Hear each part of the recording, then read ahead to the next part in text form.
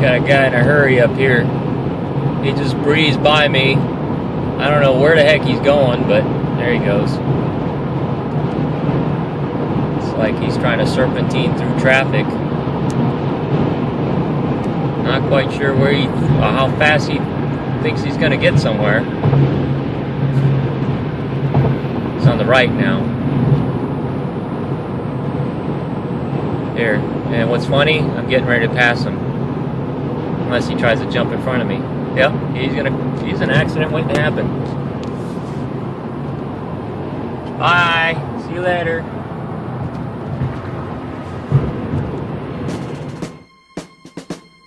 Breaker 19, this here's a rubber duck. You got a copy on me, Big Ben? Come on. Yeah, 10-4, Big Ben, for sure. By golly, it's clean. Good. I want to talk about the economics of speeding today, in the sense that what are you gaining when you exceed the speed limit, or what are you losing if you don't exceed the speed limit? What I mean is, what are you really gaining when you go over the posted speed limit? Like on the road I'm on, it's 55 miles an hour, and most of the time I don't drive fast enough to get a speeding ticket. Let's just put it at that. But I notice a lot of people are passing me up, and sometimes when they get behind me and there's no way I can either move over or I'm already in the slow lane, they get kind of irate, they tailgate, and just are generally unpleasant towards me, and especially when I'm hypermiling. I try to keep it at a consistent speed, and people want me to either speed up to get in front of somebody or just get out of their way. And unless I jam on the gas, there's no way I can get out of the way. I actually kind of like being behind people who are going slow. But anyway, let me get to my point. I did some calculations, and I'll put the full details in the description block below here. There's my calculations.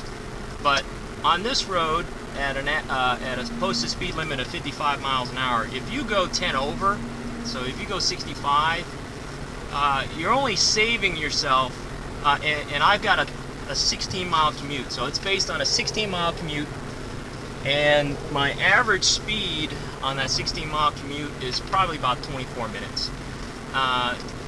It's pretty consistent, and how I find out is my little odometer here has an average miles per hour. So currently it's showing 8 miles at an average of 29 miles per hour. So most people, even though the highway that they travel on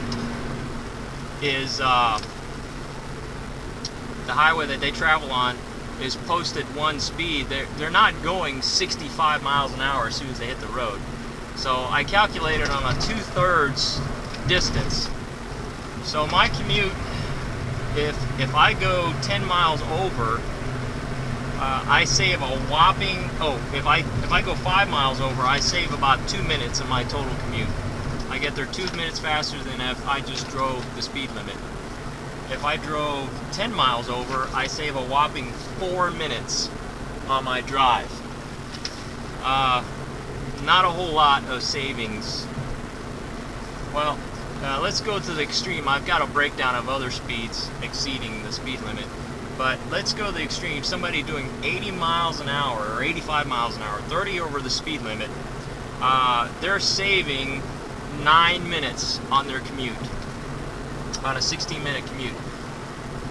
If you can't leave 9 or 10 minutes earlier to get to where you're going, and you have to drive 85 miles an hour, you got a problem.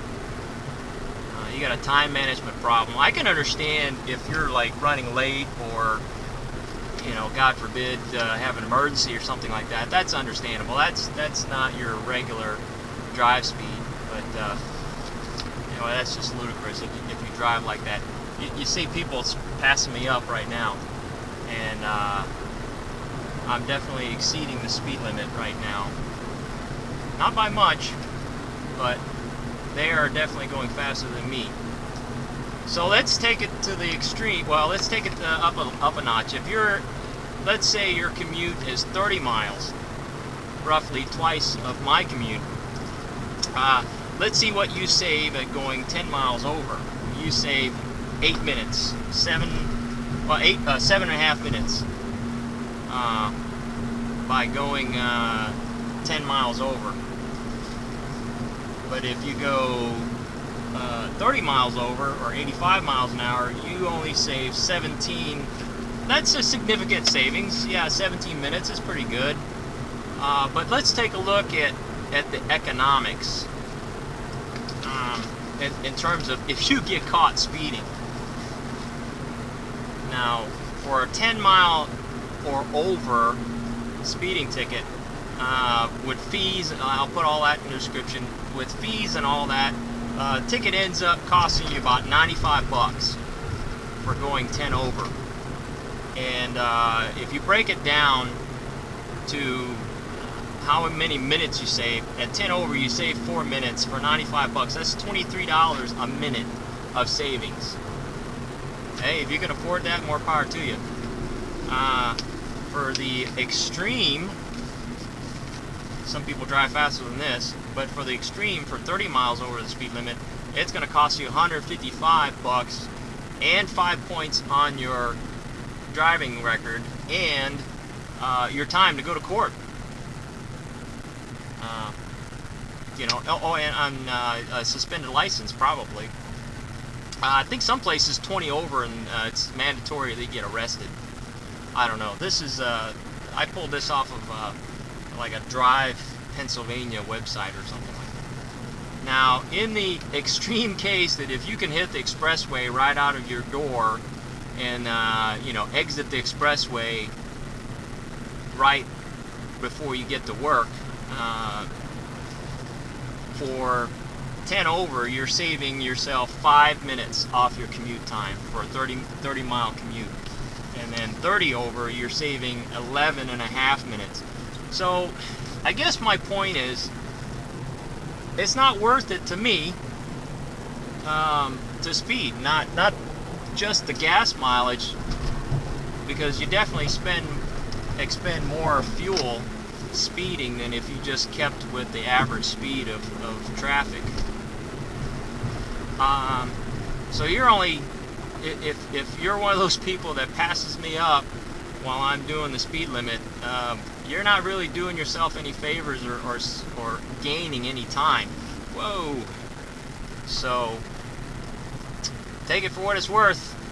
If it's worth it to you, if it's worth, you know, 95 bucks to get there 4 minutes faster, then you got more money than sense, in my opinion. So good luck out there and be safe. That's all I got. Later. Bears is wall to wall. Yeah, them smokies as thick as bugs on a bumper. They even had a bear in the air. I says, calling all trucks, this here's the duck. We about to go a hunting bear. 'Cause we got a great big convoy.